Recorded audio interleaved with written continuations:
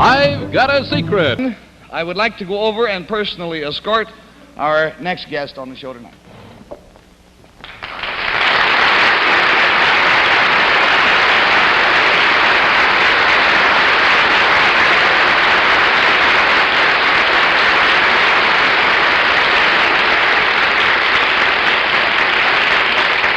There you go.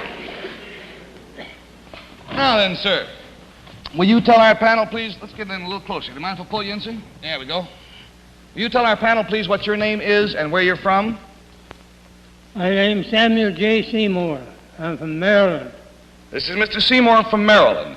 And we brought Mr. Seymour all the way up from Maryland, and by golly, he got in a hotel and fell down the steps and gave himself a shiner. And we urged him not to come on the show tonight, as a matter of fact, and finally got in touch with his doctor, and the doctor said it was up to Mr. Seymour. Mr. Seymour said he wouldn't miss it. So here he is, and feeling the party for the day.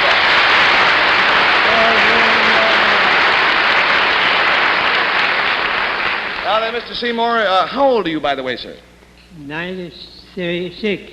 96 years old. Now, sir, if you'll whisper your secret to me, I'm sure the folks at home would like to know what it is.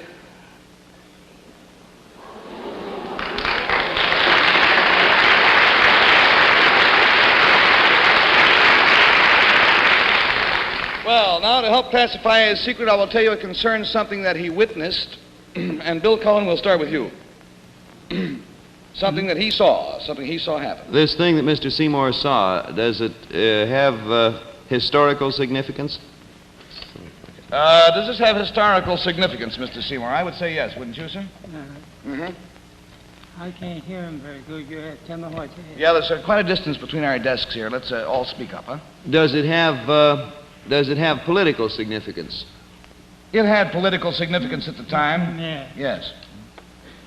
Well, if you're 96, that would make Mr. Seymour born in 1860.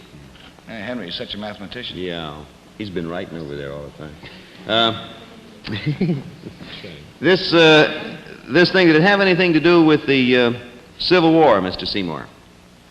No, it had not to do with the Civil... Well, let's say indirectly it was concerned with the Civil War. Did it all right, an answer?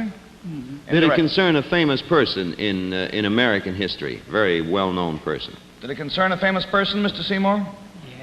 Yeah. Yep. Would it help me to know who this person was? What did you say? He wants to know if it would help him to know who this person was, and he has to know who that is, yes.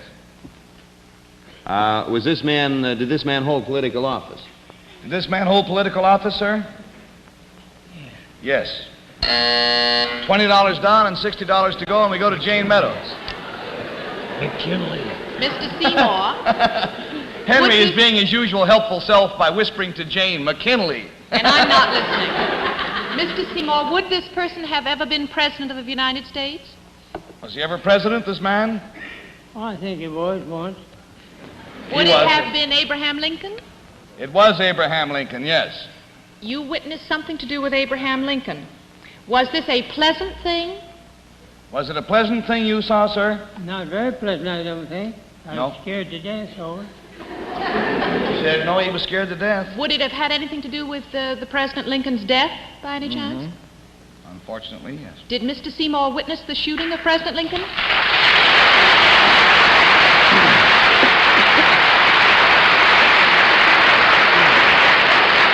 We found out about Mr. Seymour through a recent article in the American Weekly, and it said, I saw Lincoln shot. And this article is by Samuel J. Seymour, and it goes on to say that Mr. Seymour was 5 years old at the time. He had been taken to Ford's Theater by some good friends, and the curious thing was that when he was this youth, 5 years of age, when he saw Booth jump from the box to the stage, at which time he broke his leg, his only concern was not for the president, because he didn't realize that the president had been shot, but the poor man who fell out of the balcony. And that's all of his memory is of going to the theater and seeing a man fall out of the balcony. Sir, it's been a great joy and you might say an honor to have you are, by the way, the only living witness of that tragic event. And we are certainly going to forfeit the complete $80 to you just for your courage in coming here.